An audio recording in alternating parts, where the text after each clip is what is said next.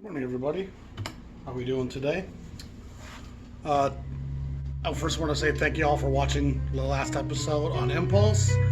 How to build an Impulse library was my best episode to date so far in terms of people watching it, so thank you very much. Today we're going to do how to build a Riverside library, where to start. And this isn't actually one of my 24. This is something I'm just going to play in the background by the great Don Friedman. The Bode bass there by the great Chuck Israels. Friedman somewhere in between Bill Evans, who he was a good friend of, and Thelonious Monk, who was also on Riverside at this time. If you want a great value and you like edge piano with some dissonance and some interesting arrangement and composition, Don Friedman's the way to go for your dollar. We'll get back into him later with another record of his. That's one of my favorites. But Don Friedman, if you like Monk, if you like Evans, you can get his records for a third of the cost of those other two guys. And that's as cool a cover as you'll ever get. Seeing that southern tip of the great city of New York, Manhattan right there. Fantastic stuff. So let's dive right in. I'll be honest with you, this one was much harder for me to pick than the Impulse. Picking the 24 Impulse, I thought would be a great place to start a library. To me, they were pretty obvious, most of them. A lot of these were obvious too, but there were just so many more ones I wanted to choose. By the time I got to 24 with the Impulse, I was like, I've covered most of the bases. You know, there's some later stuff, and there's records, but I wasn't like overly wrought by going, God, I don't know which ones to do here. With Impulse, it was kind of, with Riverside, it's such a big and incredible body of work that it's really hard for me to say these are the 24 you start with. So what I'm trying to do is pick out a nice array of artists. There's only one case where I do two records by an artist, but I think they're such great records that I do pick out two of his albums. Different sidemen on both of them, and I think it's some of the preeminent Riverside stuff out there. So that's why that guy got two records in this list. But for the most part, everyone just got one. And every one of these artists should have a decent sized body of work on Riverside, at least most of them, that can help you dive deeper into the label. I'm going to preface this all by saying, next to Blue Note, Riverside's the second greatest label in jazz history. And again, I'm not going to qualify that by saying post 1970, that's a whole different world, different sounds, different music, different impetus. Everything's different in jazz 1970 on. And I don't speak on it much. I have some of it, but not enough to really consider myself well versed enough to speak on it. And so, no, I don't have a lot of current stuff. No, I don't have a lot of 70s, 80s, Keith Jarrett, all that stuff is not my realm. I'm into this more old school, traditional stuff that comes post bebop, pre avant-garde. You know, the hard bop era, the modern, the cool, all that stuff that was happening, modal. It's all so fantastic. It's so challenging. It takes its roots of blues and swing and reduces it into this interesting concoction. And a lot of it, even though Parker gets so much credit, in a lot of ways Monk deserves more credit, because he's the one who takes the large group composition and reduces it down in his composition with that piano into a very small miniature Ellington piece. Like, he's doing incredible dissonant coloring and chords and off-time rhythms and splashing color here and there. Monk is such an innovative force that he changes the course of the music as much as anybody. And what he revealed to everyone that you could do with a small combo, it's very trend-setting and revelatory, and sparks all these people into saying, wow, I don't need to have an 18-piece orchestra. If I know what I'm doing, I can do stuff with 4, 5, 6 guys that's just as interesting, with just as much disparate dissonance and resolve and color and rhythm and pulsation. So Monk's a very important person in postmodern jazz. And if you go from the bebop era up into the beginning of the avant-garde, or the end of the modal period, that's my wheelhouse. And so when I say that Riverside's the second greatest label of all time, I'm saying that this is from that era that I'm speaking on. And if you want to debate and say there's other labels from other eras, the pre-war era is so much tougher to even discuss label-wise. It's so dominated by the 78 RPM, and labels there's infinite small labels and a few big ones, but there doesn't seem to really be that reputation of a few labels in that era that were small indie doing great stuff in the same way that we get here in the small band combos of the late 40s, early 50s into the early 60s. So anyway, Riverside is the second most important label next to Blue Note for a number of reasons. One, like Blue Note, it becomes incredibly African American driven. It becomes very much the pulse and the voice of a black community speaking a very new language that was very much more political and socially conscious and aware. And the generation before wasn't opening those doors in terms of how they spoke. They were opening those doors in terms of what they accomplished, allowing this next generation to come through with a little more militancy and a little more socially conscious and awareness. And into that void, into that new time after the war, there's just this new recognition of black identity. We fought your wars for you. We were promised equality when we came home, and yet we're still living in ghettos riddled with heroin. We're still not getting job opportunity and education opportunity, and we're dying 10 years younger than white males. And that's a shocking number when you look at the age of how black males, how much younger they die throughout the American history than they do compared to white males. That should not be a thing. There should not be a racial distinction between the time of death of the average racial component of your society. And what that speaks to is a lot of violence, poverty, survival, incarceration, unmedicated illness because of poverty. It's a really sad reflection of a society that seems to think that we liberated and ended slavery and became modern and sophisticated, but lives in complete denial of the continued efforts to keep us divided and split apart as far as possible, not integrated, so that they can contain elements of fear and maintain elements of control over us all. And it is orchestrated. You know, I mean, the media sells what it sells for a reason. Money. Economics dictate all of our policy. Economics dictate what becomes policy, what makes the news. I think we'd be shocked if we realized how many headlines never became headlines. How many political inside deals and trades and economic things happen that would be great news stories that we can't let that... You know what I mean? It's all carefully navigated. So let's move on. So Riverside, especially come 57, 58, really hits their stride. They have 10 inches in the 10-inch era, 53, 54. Not a lot significant in that point. There's some Randy Weston, there's some Don Elliott, there's some other cool stuff, but it's not really until we roll into 55 and they launched the 200 series with Thelonious Monk's first record at Riverside that Riverside really takes on this new identity. And the early 200s has some great titles. I have all of them, and everything on there is great, but it doesn't start to become iconic until about 260, 270, and then once we get to about 275, there's this consistent release of albums that's almost 150 deep into the late 300s. That's on par with the Blue Note canon from that same time frame. And it's the hard bop, it's the modal post, it's modern. It's never cool, it's never too avant-garde. There's edges of it at times, and once you get into 61, 62. But Riverside has a short shelf life. There were some poor business dealings by Bill Grauer, and his passing led to a bankruptcy that really takes one of the great labels away from us way too early.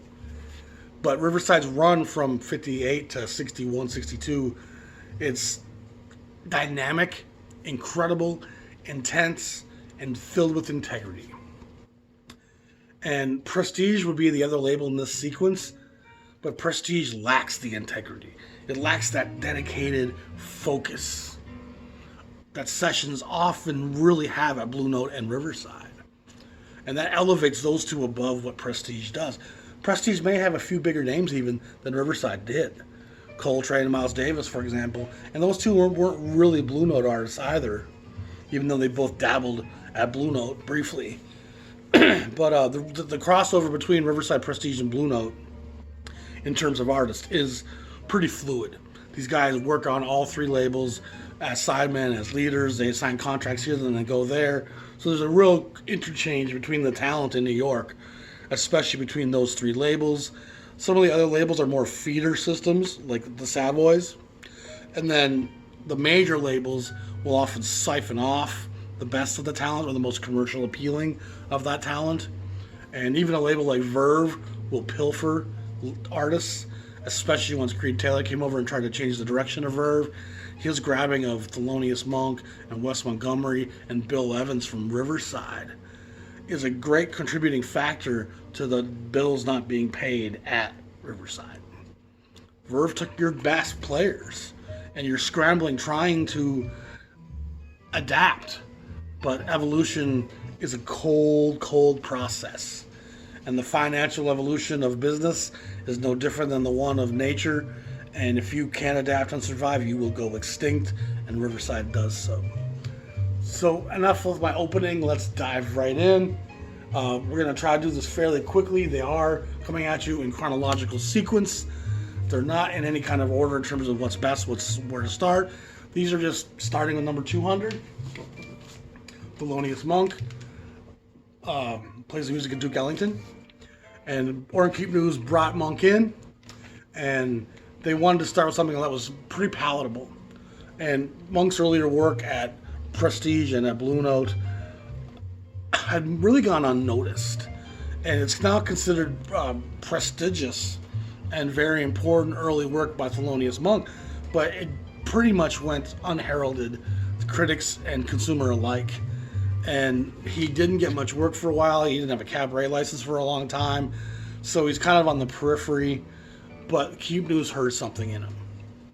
And by his third Riverside release, Brilliant Corners, he's really opening up the Pandora's box of what jazz can be and will be going forward. But Keep News wants to keep him a little bit more accessible for his first two releases. So Thelonious Monk Alone, which comes not long after this, and this one with Ellington, with Oscar Pettiford and Kenny Clark. What a trio that is. It's beautiful, fairly stripped down versions of Ellington songs, which will all be familiar to any jazz head. And yet, even though it's only a trio, it's amazing how much color and how much of the orchestral body Monk can drop in there at times, because the piano is capable of that. A great place to start with Monk and with Riverside. This has another cover that's yellow with some flowers in a garden or something, which is kind of a shitty cover. I prefer this original much more so. Riverside's art department's fairly good.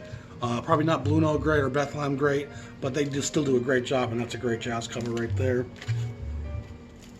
Number 217? No, 224. Kenny Drew. He does some other work at the label earlier. That's a little bit more mainstream, American Songbook. Still a great playing, but less blues driven. And this is where it gets to be a little bit more African American. And those first two of them were on Judson. And the other one comes kind of before the Jerome Kern, comes before Riverside kind of embarks on this black journey, like Blue Note does. And there's more white artists at Riverside than Blue Note, which Blue Note has none after like 1524 or 1518. This is the last time they have a white album until the label sells. It's just black musicians. And Riverside's very black as well. Like I said, there's a few more cats here, like Bill Evans, but it's very Don Freeman, which we're listening to, is a white cat. And Keep News does select the most soulful of the white cats. Like he gets all the good ones. He's not just interested in some white cat that can play the cool and blow. He wants guys that have blues and feeling to them. And of course, Evans comes from an awful childhood. You know, alcoholism and abuse, and he ends up living with his aunt, if I remember, or maybe his grandma. But it's an ugly childhood, and any kind of struggle of that greatness can give you the same dimension and body and soul that the entire struggle of a people can give a race. Black people, due to their racial history of 4 centuries, all have a certain amount of sorrow that comes out in their art, in their dance, in their music, in their expression. White folks are completely capable of it. It just depends on how you were brought up. And if you're a silver spoon, the silver spoon has a hard time eating that can of blues. It's too pious. It's too uptight to say, I want to open this can of blues up and have me a bite. It wants something more sophisticated. Darling, where's my monocle? That's the problem with the silver spoon. It can be incredibly sophisticated, educated, enlightened, innovative. But if it lacks feeling, it's not going to ever connect with me the same way. I know that. But Drew's a great player, and this is one of the first times you really see where Kenny Drew is going to go with Paul Chambers and Philly Joe Jones. His Blue Note record is also outstanding. And then he goes to Europe for a long time. We kind of lose Kenny Drew for the American public for quite a long time. Number 229, Gigi Grice. And this is essentially Gigi Grice done on Bird Jazz Lab. They do a couple things on Columbia. There's a Jubilee record that's really outstanding. Bird and Grice are doing this quite modern, minimal composition with certain elements of avant-garde. Like, there's some real interesting creative stuff that Grice is a great composer. And he's really unheralded in terms of he disappeared off the scene quite early and kind of left jazz. Yet most jazz players are familiar with some of his work. He's one of the great writers in that era. And he's since been seen as a guy that's held in high reverence. And it's kind of sad that he doesn't have a greater legacy. You don't get to know Gigi Grice's name as a record collector until you're quite deep into the form. And Grice deserves more attention put on him. And Donald Byrd's, of course, famous because of his Blue Note connection. And Art Taylor, Wendell Marshall, and Wade Legge round up the group here. Wendell Marshall, of course, is famous for being the bass player at Savoy for a good stretch of albums. Probably appears on 40, 50 records as the bass player. Legge also appears at Savoy quite a lot. Great record. Cool album cover. It's got some dating to it, but there's a certain kind of dated that I like. And I like that kind of dated. That looks like, again, something I would find in my grandpa's basement that I would pull out and be like, oh, as a kid, that looks neat. Number 232, the great Randy Weston. And if you remember last year, I did this episode on the great New York piano players, and there's just this glut of New York talented piano players. And when you look at the list of New York jazz musicians from this era, it's kind of short shrift on horn players and even drummers and bassists. There's some, but it seems like all the New York talent in the 50s, 40s, and 60s was on the piano. And it's this incredible list of talent that includes so many of the big names. It's an episode worth watching, the New York piano players. But Randy Weston's a part of that. And Weston's always got interesting edge, interesting body to his playing. He starts bringing in, like Yusef Lateef does, ethnic sounds and instrumentation and feelings of Africa and the roots of his people. And there's not that leaning here yet. This is at the Cafe Bohemia, Jazz a la Bohemia, Randy Weston Trio with Cecil Payne, who's a great baritone sax player. And kind of on it, I just love that. That's so cool. Beautiful old copy with the old Riverside label in there. You got to dig out Randy Weston, and he has a number of records early on. That's 1956 in New York. Early on in Riverside, he has probably 5 records, and they're all really good and worth seeking out. And again, he fits in that whole lineage of Herbie Nichols and Thelonious Monk. And the list is, I think I had 18 guys that were pretty preeminent players in the New York scene at that time. Elmo Hope, it's pretty incredible. Moving along, Coleman Hawkins. Coleman Hawkins, number 233, so the 33rd album at the Modern series at Riverside. And Coleman is, of course, the great sax player from the Golden Era. He was the innovator of the saxophone, brings that to the masses like Armstrong does with the trumpet and Parker does with bebop. Coleman Hawkins is an incredibly innovative and incredibly important player in the history of the music. And at the beginnings of bebop even, he's there, playing with Monk and Max and a lot of those cats. He doesn't seem to get the recognition And of course, he always gets the recognition for being the saxophone pioneer. So maybe they can't give him too much, but he was always a part of what was happening. He was never too far removed from the scene. And in the 50s, he makes a string of great records with Prestige, predominantly on the Moodsville and the Swingville, and some here at Riverside as well. He, at this point in his career, he's approaching senior citizen, and yet he still plays with a clarity and a vivacity and a brilliance and full of ideas still. These guys are weathered by this time. It's hard to make it to 50 as a black man in America. We talked about living in age. It's hard to live with the stress and the aggravation and the constant oppression that is part of your daily life. And a lot of days you may not confront it nor recognize it, but it's always looming. It's like a person with an addiction that's always in the background. The fact that there's a vulnerability and a frailty to my peace of mind right now. At any moment, it could be shattered. He plays with a kind of a saccharine healing and balming. He just wants to pour honey and amber on this coexistence and help us coalesce and calm and soothe the fuck down. He just has a real grandfatherly, put me on your knee and tell me a story and let you know how privileged you are to live in today's days and times. And he plays ballads, especially on the Moodsville stuff and even on here, that they'll give you shivers if you open your ears and your heart. If you just sit there and listen to Coleman Hawkins, when he's playing a ballad, it's very graphic. It's really very graphic. Sonny Rollins makes 2 records, I believe, at Riverside. And there's also a couple at Jazzland, which I do want to mention. Jazzland was a Riverside subsidiary, and we're not going to include any of those titles. There's 100 records in the Jazzland sequence, and I have all those as well. And we'll do a separate episode on them. Probably not 24, but we will talk about Jazzland in a separate episode, just because the body of work here is so immense. There's 300 Riverside titles plus the 100 Jazzland titles. So we had to I wanted to split that up. And some of the stuff here at Riverside does get reissued at Jazzland. So one might look at the discography and go, oh, there's 4 records on Riverside Jazzland. No, there's 2. They both got reissued on Jazzland. And Jazzland was meant to initially be a reissue thing, but they ended up putting a lot of interesting stuff out there that was not on Riverside on Jazzland. This is The Great Sound of Sonny. Fantastic session. Probably from 57, 56 probably, 57. Looks like it's New York, June 11, 12, 57. 241. And this is another example of Riverside really bringing in who's hot right now. They're really looking for the talent. And you're going to keep seeing that as we go into the 250s, 260s, and towards 300. They're just bringing in the great names in jazz. Rollins here was Sonny Clark, Percy Heath, and Paul Chambers. And Roy Haynes is on some of the album as well.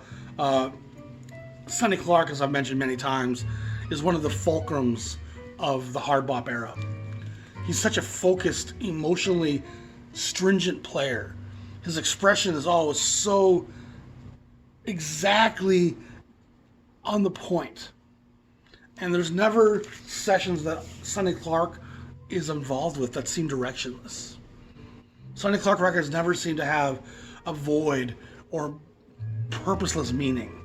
They all seem to have a direct approach and focused attack that is aggressive and militant and tactful. And even on ballads, he's playing with a kind of a confidence and an aggression, and even his delicacy is often very poignant and cutting. Just seems to cut through. And so Sonny Clark is the kind of guy that can take some guys who, like Rollins, isn't the most intense human. He's not this on the edge of his emotions all the time. Rollins is a pretty laid back cat, you get the feeling. And it takes a guy like Sonny Clark sometimes to lead those kind of guys and get the best out of them.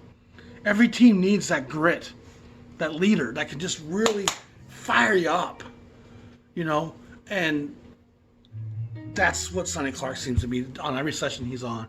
He seems to bring the thunder, and that's fantastic. Number 256, Benny Golson. Benny Golson's fresh off of his time in the Jazz. Well, this actually might be pre-Jazz Messenger now that I think of it. He's in the Jazz Messengers in 59, 60. Yeah, this is 57. So this is prior to the Jazz Messengers. Golson's a Philadelphia native, played with Coltrane.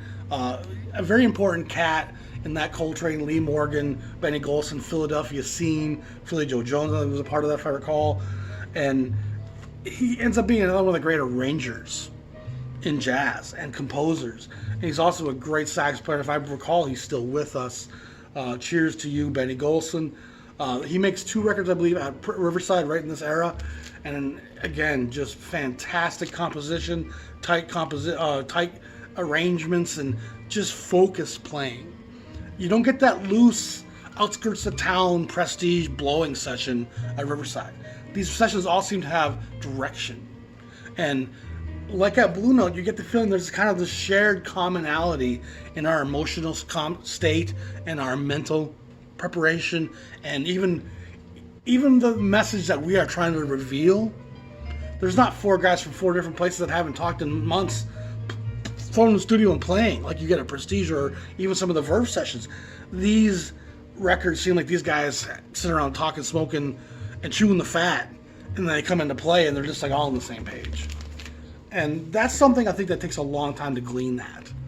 You can't just have a few records from each label and understand that kind of stuff. You have to have a label's body of work to recognize how focused some labels are, how much freedom the artist is given, versus some labels where it just seems like an enterprise and making money. Come on in, do your thing, get back out.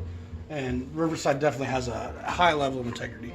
Johnny Griffin, fresh off his great stuff at Blue Note, he comes over to Riverside and he makes some great records. He also makes some great records with Eddie Lockjaw Davis, and those records tend to be as loose and as bluesy as Riverside gets, because Lockjaw's a very loose player, Count Basie fame. Griffin's out of Chicago, and a fairly dynamic, elaborate, lightning fast. The Little Giant was just this fierce player who could fly through scales and changes and played bebop in the hard bop sense as well as anybody. He was just a ferocious player with incredible dexterity. And when you listen to Johnny Griffin, there's a lot of fireworks. You know what I mean? The roller coaster is dynamic. And then Eddie Lockjaw comes in, and now we're on the slow, lazy river. And it's fun hearing how those two juxtapose. But this has Griffin more in a traditional hard bop sense, like the Blue Note stuff. And he's got Donald Byrd, Pepper Adams. So right there, you're like, okay, I'm going to like this record. Kenny Drew, Wilbur Ware, and Philly Joe Jones. And it's really only a Blue Note and a Prestige some where you get these type of records with 6 Hall of Fame, black, young, focused musicians that are aware of this new mentality of the black community. You don't get that with the old cats on the swinger at Verve. You know, with Prestige, it's just a different thing. The Bethlehems can't, Storyville, those kind of labels can't touch this aggression, this pulse, this intensity.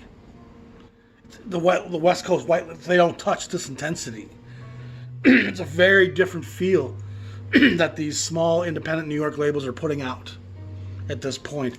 And it's a bit like how some of the East Coast rap in the late 80s and early 90s was incredibly focused and socially aware and conscious, and was spitting this new enlightened message. The Native Tongue, Rakim, Nas, even the early Wu-Tang. There's this new black identity and awareness, saying we're not just going to talk about how big my dick is and how great MC I am. We're going to talk about real things. And again, this is Riverside at some of its best right there. And you see how Blue Note that lineup was. Max Roach, another huge name that Riverside brings in 57, 58. And he makes 2 or 3 records here at Riverside. Deeds Not Words, number 280, and 1958. And I've not done an episode about 1958 in Blue Note. And to all that great body of work that Blue Note does in 58, you could really add as a compendium 30 or 40 Riverside titles from that same year, and they would interweave and interlock as part of the same prayer session. It's powerful, powerful stuff. Booker Little's on this, and Booker Little, of course, kind of takes the seat of the great Clifford Brown when he passes, and Clifford Brown Max Roach group does no longer exist. and Harold Land's gone his own way. Rollins was part of that group for a little while, but Booker Little becomes the new go-to trumpet. Kenny Doram sits in that chair for a minute, but it's Booker Little who really catches Max's Roach attention, along with Ray Draper on the tuba, Art Davis is on the bass, George Coleman's on the tenor sax. So you have a really interesting group here. Max Roach, Booker Little, George Coleman with Ray Draper and Art Davis. So with Draper on the tuba and the bass of Art Davis, you have a nice low end that's thick and gravy and syrupy and pulsing. You have the George Coleman tenor, which is going to give you that sweeping mid-range. And then the fire of Booker Little on the trumpet is going to echo the fire of Max Roach on the drums. So you have this really interesting wave of sound that this record produces and propulses at you. Awesome stuff, man. Just, I love Riverside. I really do. I think that's coming out right now. You can see how passionate I am. A record that everybody probably already owns. One of the artists that's tougher to pick which record to pick by, but Bill Evans' body of work at Riverside is outstanding. And everyone who's a collector by now probably knows because of his lineage with Miles Davis. He's really ascended, and he's actually just working with Miles at this point in 58, 59. So his star hasn't really climbed into the charts yet, but these records posthumously have become uncollectible. They've become so expensive. And his body of work, and those trios especially, it's just unparalleled. It's just great. It's dynamic. It's filled with a spiritual overcoming that you get a lot from the Black players. You get that from Bill Evans. Those trios with Paul Motion on the drums, Chuck Griswold on the bass, and then, oh my gosh, with Scott LaFaro. Scott LaFaro is the great bass player. Although this record actually, let's do that, Sam Jones on it if I recall. And maybe Max Roach. Who's on the drums? Philly Joe Jones. But again, I love all of Evans' work at Riverside, including the stuff with the bigger lineups and horns. That stuff's also outstanding. My Bill Evans, he's one of my go-to Pandora stations too. If I just want to chill out and don't want to be playing vinyl because I'm cleaning the house or doing some writing, Bill Evans on Pandora is a great way to get to know a lot of this era jazz, and will be very kind of melancholic and support whatever your imagination has to offer. So when I've talked about this in jazz before, jazz will color whatever curtains you pull. You know, it'll give you the right dynamics. It's as intense as your mood. It's as elaborate as you want to hear it to be. Moving right along, this is the first of two of his records, and I think this is some of the best Riverside stuff, period. Blue Mitchell. And he goes on to Blue Note after his Riverside years. And a lot of guys seem to go from Blue Note to Riverside. Blue Mitchell goes from Riverside to Blue Note. And his Riverside titles are probably better or even as expensive as his Blue Note titles. They're certainly on par with each other. His Blue Note titles are outstanding, no question about it. But there's a fire and a ferocity and intensity of Blue Mitchell at this age. And age often will determine just how ferocious you are. And you hear with Art Blakey, and Blakey's always going to propel ferocity. Winston Kelly, Paul Chambers, and Sam Jones, just Hall of Fame, outstanding record. This goes for a couple $100, $300 sometimes. It took me a long time to find an original pressing of this. Beautiful, beautiful record. And this will be on par with all the Blue Note hard bop that you hear from 58, 59. This is in that same wheelhouse, number 293. And so we've now featured 1, 2, 3, 4, 5, 6, 7, 8, 9, 10, 11 records, all from that 200 sequence. And this one's also from the 200 sequence.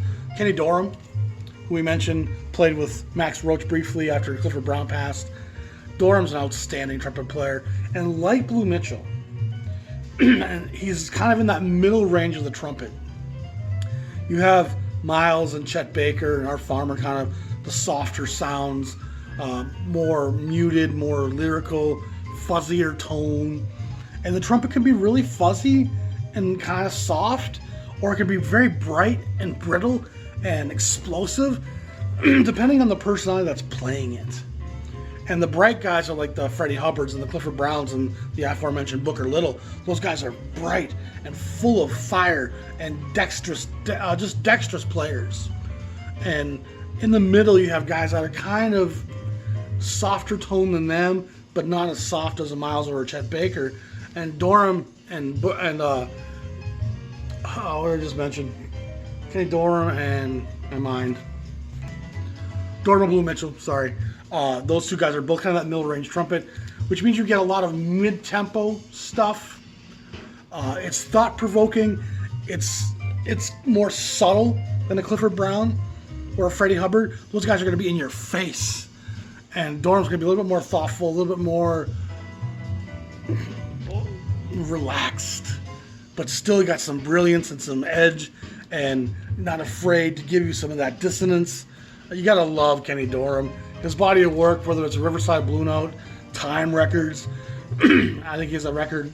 He's got records on quite a few places. His record at ABC is outstanding. He doesn't get quite as much credit as he deserves, but he's definitely a legend of Riverside in this era of jazz. I'm pretty sure this is the last of the 200 sequence. Well, it is. It's number 299. So we've done 13 records on the 200 sequence. This is, of course, the aforementioned Chet Baker. And Baker has a long run at Pacific Records in the early 50s.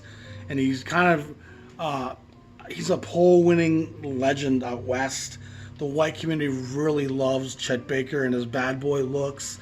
Tall, lanky, cigarette-smoking, ladies' man, troublemaker. Baker's a character and a personality. He's got a habit to match his legend. So he's definitely a pained guy. And his body of work at Pacific is really good. But I feel when he goes to New York and joins Riverside, he comes to another level as well. I think some of it's the black musicians that back him on some of these dates. On this one, he's got Bill Evans, Kenny Burrell, Pepper Adams, Philly Joe Jones, and Paul Chambers. And you're really not going to hear Chet Baker to me with a better group than this. And I'm going to say the song Alone Together is probably one of my favorite jazz pieces of all time. And if you hear Chet Baker and Pepper Adams trading off this jazz noir, teary-filled smoky night, mist on the park bench, it's just an incredible piece.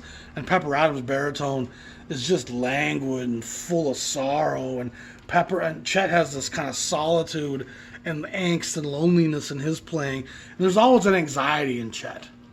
He emotes an uneasiness. And the uneasiness of that white guy with a drug habit is powerful at times. It's potent. And people pick up on it. And that's just one of the best records that a white jazz musician ever made, because it's got so much feeling to it. Moving on now into the 300 sequence. Philly Joe Jones, one of the great drummers of this era. He makes 2 records as a leader here at Riverside. Riverside wasn't afraid to hire drummers as leaders. They have more drummers than a lot of labels do. He brings in quite the crew here with Cannonball, Lee Morgan, Benny Golson, Herbie Mann, Blue Mitchell, Wynton Kelly, Curtis Fuller, and Sahib Shahab. Some really interesting, well-arranged pieces. Drums Around the World, it's called number 302. And it's a very tightly knit, small-sounding big group. So it's got a lot of guys, but it's a very focused thing. And it's really an outstanding record. I'm going to keep this episode moving along. Both of Philly Joe's records are definitely worth having. Drum Showcase is also outstanding. This is the second Blue Mitchell record. And I couldn't pick between the two, so I took both of them. This is outstanding stuff. This one has a bit of a softer feel than the last one, in part because you have Jimmy Heath, Curtis Fuller, Philly Joe Jones, Wynton Kelly, and 1, 2, 3. There's supposed to be a sextet. Who's the other guy? Is it Albert Heath? Jimmy, Sam Jones, Philly Joe Jones. So is Sam Jones on the cover? Well, he's Philly Joe Jones. Huh. Sam Jones' name got omitted there for some reason. And Sam Jones is one of the great bass players of all time. Sam Jones is to Riverside what Paul Chambers is to Blue Note, or Ray Brown is to Verve. He's just like the consummate bassist that plays so much on a lot of the great Riverside titles Sam Jones does. Again, just a great record, a great cover. You see Blue Mitchell here for what he is, just this great young black voice that has a lot to express and say, and there's a real sincerity and a desperation, but it's just filled with honesty and integrity. There's no phoniness to it. Bobby Timmons of Jazz Messenger fame. The Jazz Messengers are predominantly a Blue Note entity, even though the Jazz Messengers themselves appear on many labels at times. Most of the work that comes from the Sidemen, not all, but a lot of it's very Blue Note heavy. Timmons signs with Riverside, and Timmons is the third probably great piano player in the group. You have Horace Silver who came first. Then you have the guy in the 57 band whose name is Sam Dockery, is it? Or is that the bass player? I can't remember. But then you have Walter Davis for a minute, but then really Bobby Timmons is the next giant in the Jazz Messenger group. It says here, the pianist composer of This Here, Moaning, and That There, which all became kind of standards in the songbook. And even guys like Mel Torme will do these songs and put words to them. Oscar Brown put words to a couple of these songs. And they're just great songs. Just great pocket grooving. Some of the best jazz of the 1960s, Bobby Timmons wrote. He's a great player. And here he's doing these songs that he had done with the Messengers on his own with Sam Jones and Jimmy Cobb, recorded in 1960, January of 1960. Great album cover as well. And Bobby Timmons is a guy certainly worthy of people noticing and collecting. He's a little overlooked, I think, today, which is sad. Nat Adderley, I talked about this record on my last Throat Grabbers. Nat's such a fiery player. You know, he fits in that upper echelon with the Hubbards and the Booker Littles and the Clifford Browns, just in terms of his brightness. He often plays the cornet, and he just plays with a real attack. He's one of the most intense players in jazz. And it's funny because his brother Cannonball on the alto sax is always kind of light and airy and delicate and has a flotation device attached to him. And Nat Adderley's an arrow. He's going to sink that float. You better believe it. And there's been many times I've been listening to a record and heard this guy come in with so much fire on the trumpet. I'm like, damn, who was that who just set this song? The song was kind of loafing along, and all of a sudden this guy comes in and he's just bang. And I've looked, and it's been Nat Adderley frequently. He's just a really bright, aggressive, sharp-toned, and I'm guessing he was an edgy cat a little bit. He doesn't seem as laid back as his brother in any sense, and he certainly doesn't express like his brother. I think Cannonball will probably be a pretty fun guy to chill around with. I'm guessing Nat Adderley, you put a few drinks in him, and he might be exhausting. James Clay and David Fathead Newman, probably one of the more obscure titles I picked, but I had to pick it. He's one of the great Texas tenormen in that Illinois Jack Cat, Buddy Tate lineage.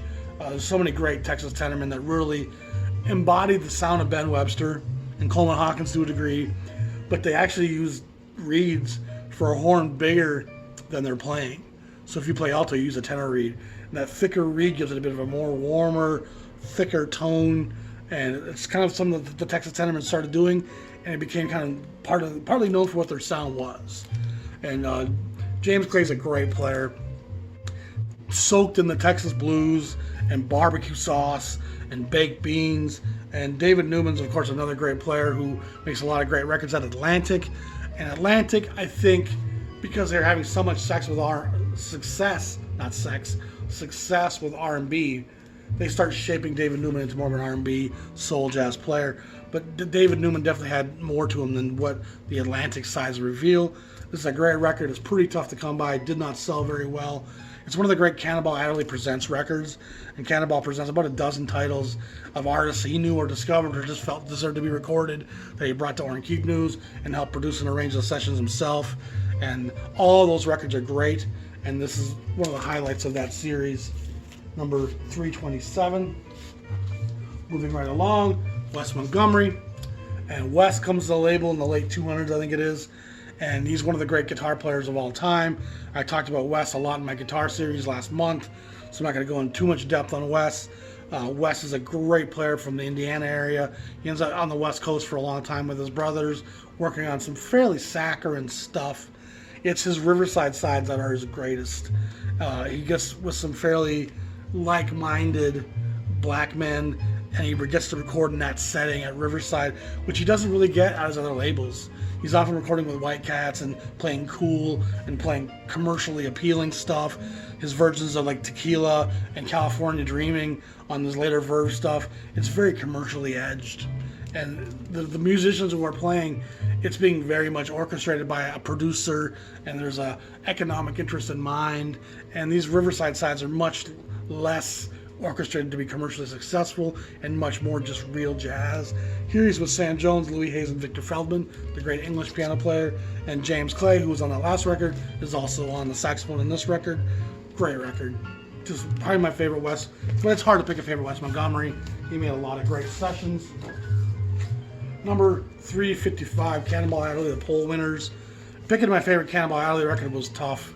He's got a dozen great records at Riverside, and he's really the body and soul of Riverside in a lot of ways, because unlike Monk and even Evans' first record shipped 400 copies in the first year, and it's since become prestigious, but it was really Cannonball Adderley that was this mainstream success for a small label. He had a fairly accessible sound, and they had some pretty big hits for a small label with Cannonball Adderley.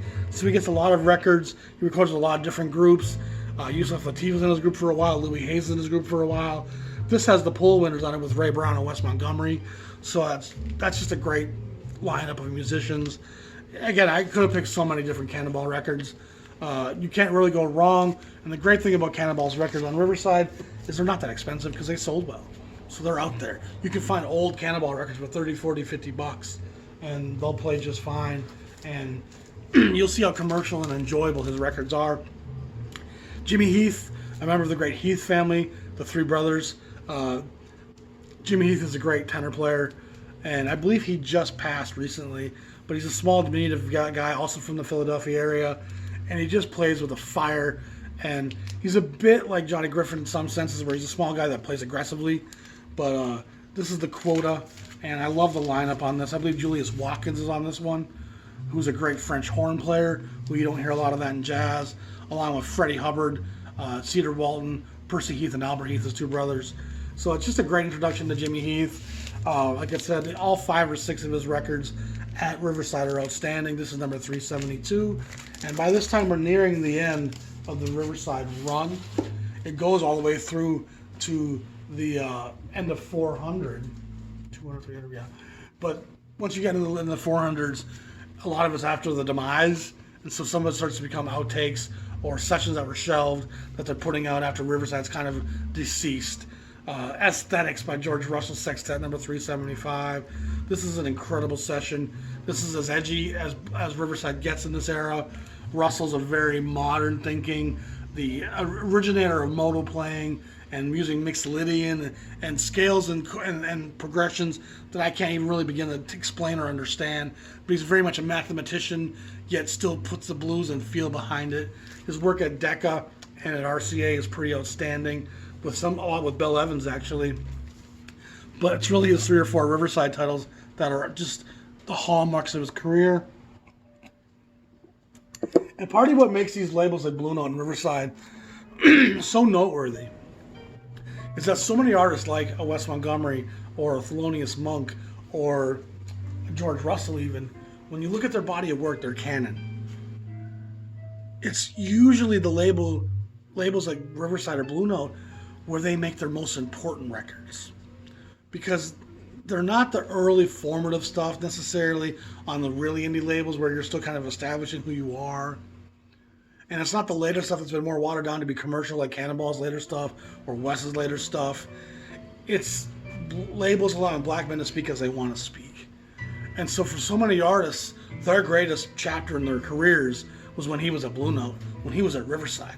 And that's a very common trend that happens in the history of these artists.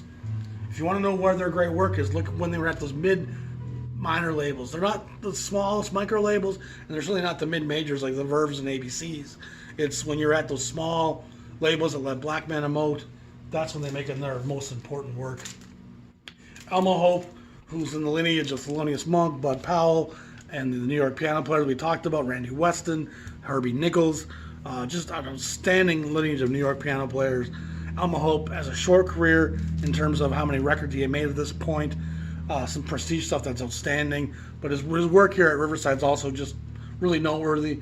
Here's got Jimmy Heath, Percy Heath, Philly Joe, Blue Mitchell, and the great Frank Foster of Count Basie fame. Just a great record. And this is number 381. And so we're approaching the end of the 300 sequence. And by this point, like I said, Riverside's starting to change. you're starting to see the first records from Charlie Bird show up. And that means that the dawning of the Bossa Nova age is coming in. And the avant-garde starting to splinter the followings of jazz. So there's a lot of changes afoot in the jazz scene as Riverside becomes defunct. The last one we're going to talk about was number 431. And this is the great aforementioned Don Friedman, who we've been listening to this whole time. This is Circle Waltz. And I think it's the second record after the one we're listening to. And I think it's one of the best records in the jazz canon. It's outstanding. It's just really an amazing record where the piano is very expressive and vocal and emotional and filled with integrity. Chuck Israels, who plays with Evans as well, and Pete LaRocca on the drums. So you have a very fiery trio, a very talented trio. You know, those guys are all just incredible players. And it serves a dual function. It can be listened to as kind of a background piece of just erotic art, or it can be taken and listened to kind of closely, and it's a torrent of a flow of energy, like a river that's just ripping down a mountainside. You know, so it can be very melancholic in background if you put it in that setting. But if you focus to it and really kind of engage a record like this, it's as complex as that album cover. The gears will start turning, as will the feminine wiles. It's an interesting album cover. There's kind of a sexuality to it there. A vanilla cho. Don't really understand the cover. It's just modern art. And this could be a museum modern art record. Like, you could play it in that setting. You could play it serving cocktails. But like I said, it's also got some real avant-garde edges and some modern dimensions to it that make it a fairly unique standalone piece. So that's 24 Riverside titles that will give you a great introduction to the second greatest label of this era. Riverside's so important. Their body of work is so highly esteemed. And while it doesn't fetch the money that the Blue Notes or even some of the Prestiges do, it should, and it probably will start to do more and more as we go into the future. Riverside titles are definitely climbing up. And a lot of them aren't cheap already. But there's a lot of Riversides you can get for a pretty good price, unlike some of the Blue Note stuff.